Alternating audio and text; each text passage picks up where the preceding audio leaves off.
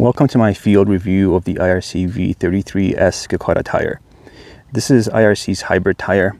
It stands between the VE-33 standard, which is a little bit of a harder compound, and the two other Gekkota tires being the IX09, which is super soft, and the JX8, which is basically in between the IX09 and this one. I've had this tire on this bike for 54 hours now. I did not expect to get this kind of life out of the tire, given that it is a hybrid close to gummy tire, but I have. So as you can see, the knobs compared to a brand new one, which I have here on the right side, are still quite prominent. The edges are rounded.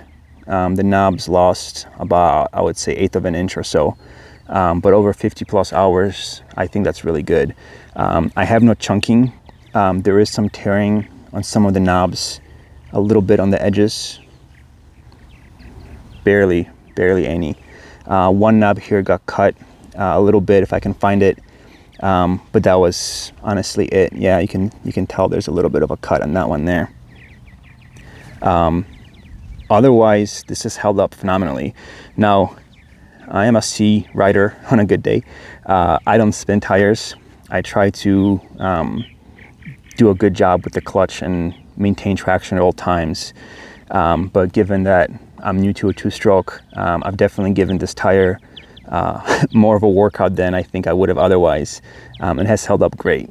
The only weird wear pattern that I've noticed is, as you can see here, there are these kind of crack lines, which are on both sides of the knobs all around. They seem to be surface only. I can barely get a nail in there. I have not had any punctures. I have not had any air leaks. The thing I should note here is I've been running this tire with tubeless since the beginning, anywhere from 3 to 6 PSI. So this is getting flexed and abused constantly, and it still looks the way it does now. I originally put this tire on the bike because I wanted something softer than a stock tire, but I didn't want a fully gummy tire because I know those don't work as well on hard pack stuff that we have around here. If you've seen any of my videos, the kind of terrain we ride varies greatly from hard rock to deep mud. So it's hard to get a tire that works great on everything, but I do think this one does a phenomenal job.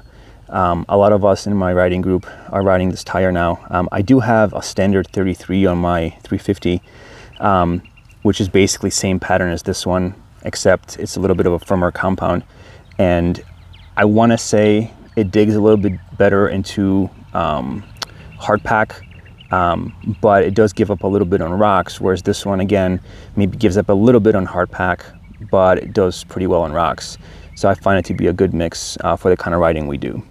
This tire has never let me down in any way. I think the only time it ever does anything weird is when I give it too much throttle or maybe have the wrong line. I did notice that as the knobs got rounded off, I lost a little bit of side bite on loose over hard pack, but not to the point where it's dangerous. I just have to be a little bit more careful. And I'm assuming that's because some of these edges are rounded on the sides here. I have not had any issues with punctures, like I mentioned. We've run over some pretty gnarly rock with this thing. I'm definitely not a precise rider, so I hit more things than I like to admit, and the tire has held up really well.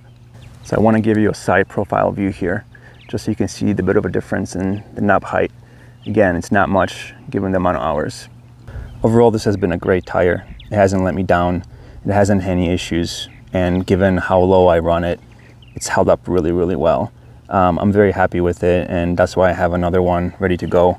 In fact, I have another one sitting in the garage as well because I feel I'm going to stick with this tire for quite some time. I know it doesn't work in every terrain, but for down here in the South, it's done really, really well. I know guys in the Pacific Northwest like it a lot as well. It's not a full-on gummy, but I think it does have a lot of the gummy characteristics while at the same time having pretty amazing life. In closing, I want to give you another shot here of the knobs with a little bit different angle, so you can see some of the cracks here. Again, I don't think they're a concern. I'm actually considering running this tire for a few more hours just to see what happens. I haven't lost any knobs and I haven't had any issues with air leaking out, so I don't really see the reason to change it. But we are going into the summer soon, so a lot more dry At the same time, probably a lot more mud too, given the weather down here.